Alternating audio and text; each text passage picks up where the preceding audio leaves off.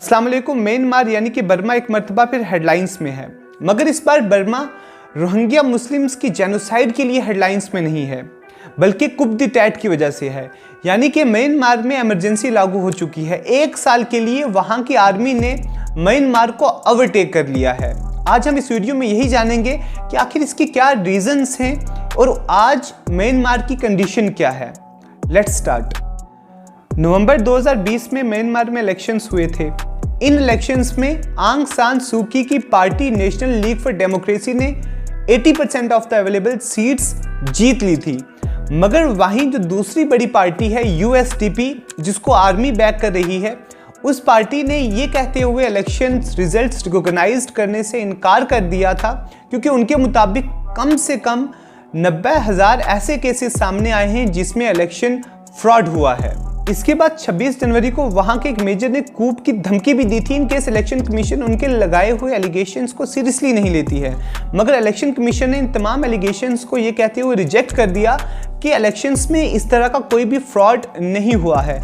जिसके बाद आज सुबह यानी कि 1 फरवरी की सुबह को आर्मी ने तमाम फ़ोन कनेक्टिविटी, इंटरनेट भी बैन करने के बाद एनएलडी के जितने भी बड़े लीडर्स थे उनको डिटेन किया, इंक्लूडिंग सुप्रीमो आंग सान सू की, जो कि नोबेल लॉरेट भी है, उसको भी डिटेन करने के बाद म्यांमार में 1 साल के लिए इमरजेंसी यानी कि आर्मी रूल डिक्लेयर कर दिया। फ्रेंड्स, अगर हम म्यांमार की डेमोक्रेटिक हिस्ट्री की बात करें तो 1948 से लेकर 2021 तक इसमें कोई म्यांमार का अच्छा रिकॉर्ड रहा नहीं है। इससे पहले 1988 में म्यांमार में आर्मी रूल डिक्लेयर हुआ था, जो 2011 तक कायम रहा।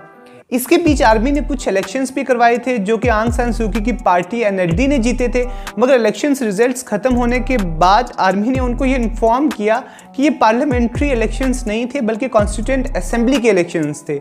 यानी कि 1974 में लिखे गए कॉन्स्टिट्यूशन के बावजूद एक नया कॉन्स्टिट्यूशन लिखने के लिए कहा गया, जो 2008 में पास हुआ।